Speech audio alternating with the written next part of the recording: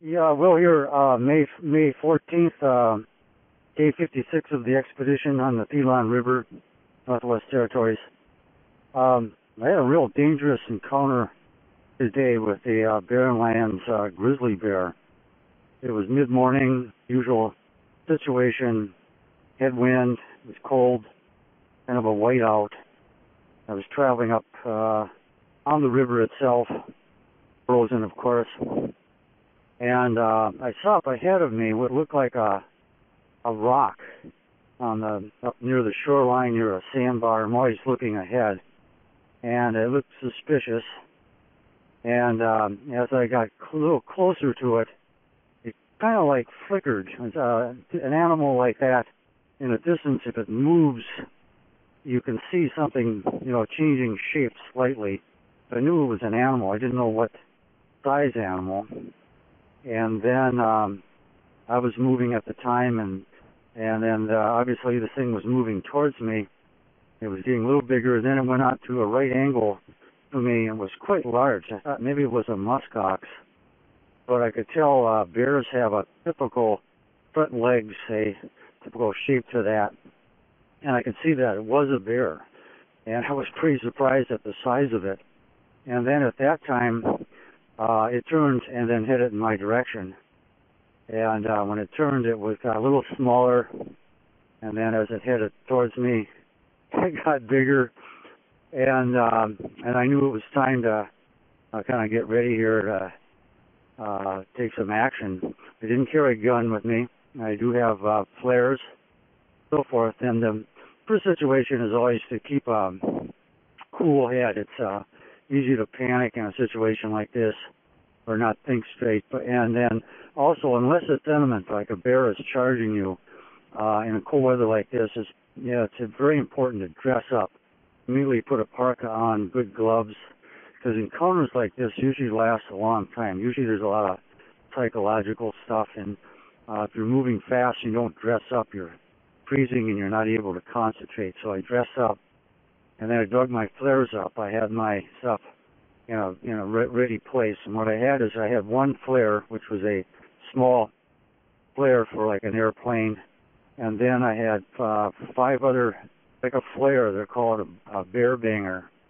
They're propelled. They're shot by a little pin-like instrument. You screw the flare into it, and then there's a little trigger on that pin, and it shoots this projectile with smoke, and then it explodes, and it's made especially for repelling bears. So I got all my stuff ready there, and the flare wasn't really too appropriate for scaring the bear, but I thought I'd use that first just to get its reaction. So it was about 150 yards. I shot this flare at it, and it stopped. It was more reaction of the explosion of the flare going off. The actual flare didn't seem to bother the bear. And then for maybe it stopped for about 5 seconds, and then it started heading for me again. So this was getting serious. So then I shot this bear banger at it, and it went off to the side a little bit, exploded maybe 40 yards in front of the bear, and this got its attention. And it stopped. It wasn't scared. But it moved a little bit to the side, back and forth, and then it started coming at me again. And then it's important at this time not to be shooting flares all over the place. It's real easy to panic and start shooting. It's real good to have a strategy in what you're doing. So I aimed the next one right at him. And it's very important with these bear bangers not to overshoot it, because if you overshoot it, you actually scare the bear into you. But I exploded right in front of it, and then this stopped it. And it wasn't scared. It stopped. It paced a little bit back and forth.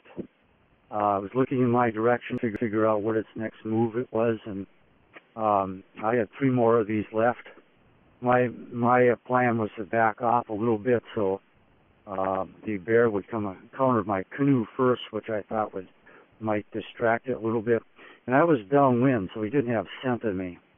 And this time it was pretty close. It was about less than 40 yards, and it was the biggest grizzly I've ever seen.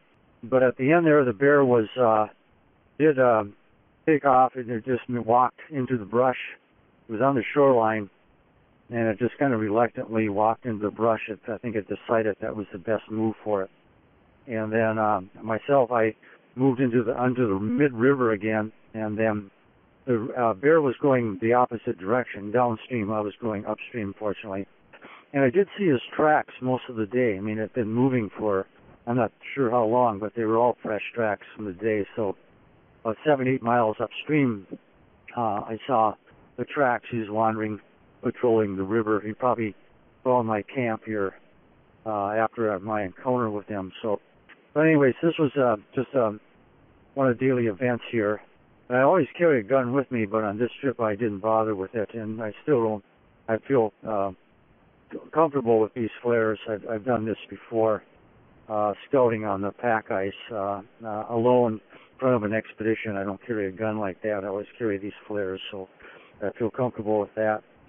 Although at the time it was, it was interesting. It was really quite an adventure, and all I have is like an SOS thing on my GPS if I was hurt. I don't know how, if you got an arm torn off, if anybody can rescue you in time, but I'm all alone on this situation. But that was an interesting day, and then the day got better, cleared off in the evening.